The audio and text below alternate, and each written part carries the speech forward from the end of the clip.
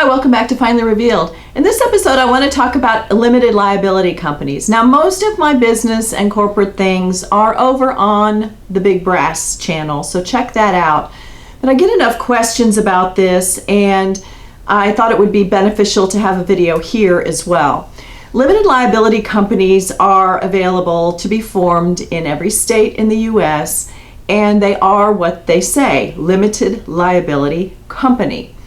I think most of them now can be single owners. It started out that you couldn't have just one person own it, but now you can, I think, in most states. I'd have to look to be sure, but it is what it says. It's limiting your liability in connection with a business venture.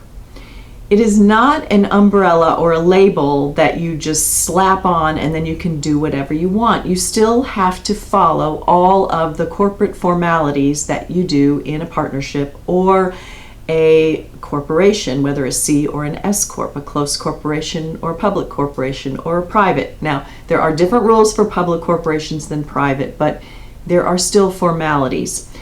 Some people, and there are actually some websites that say, come and form your LLC, or do it yourself, or the Secretary of State can have you do it yourself as well. That's not a good idea, because once you start clicking in those figures or information, we can't change that for you. So it's something that you really need to understand what you're doing before you do it. I have counseled many people who have set things up on their own, and I'm actually coming up with a program to help people who did it on their own to correct some of those mistakes. That again will be over on the limited liability company is an entity that is advertised as easier or less hassle than a corporation.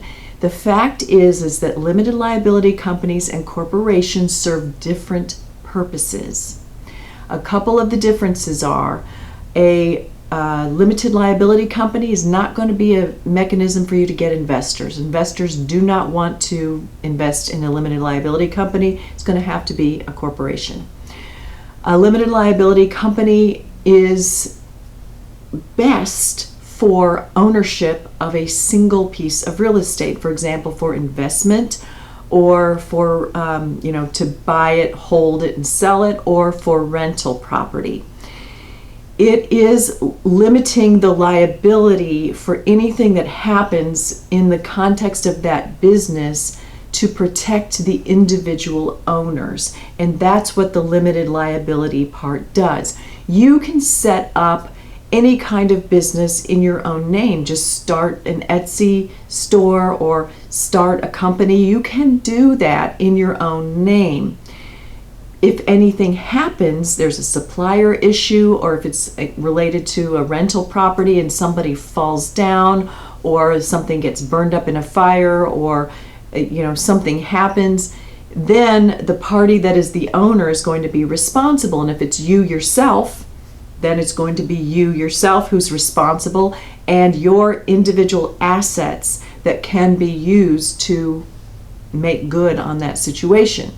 If it is in a corporation, a partnership, or a limited liability company, and it's a formalized entity, then that entity and the assets of that entity would be responsible, not the assets of the individual owner. So I just thought this might be helpful. That's what it means to limit your liability, and there are various reasons and ways to have a limited liability company, and when it is a good idea, when it is not a good idea, when a corporation is better. That's going to depend upon your individual circumstances. But I thought it was worthwhile to put this out there. If you learned something, or if this was helpful, give me a thumbs up.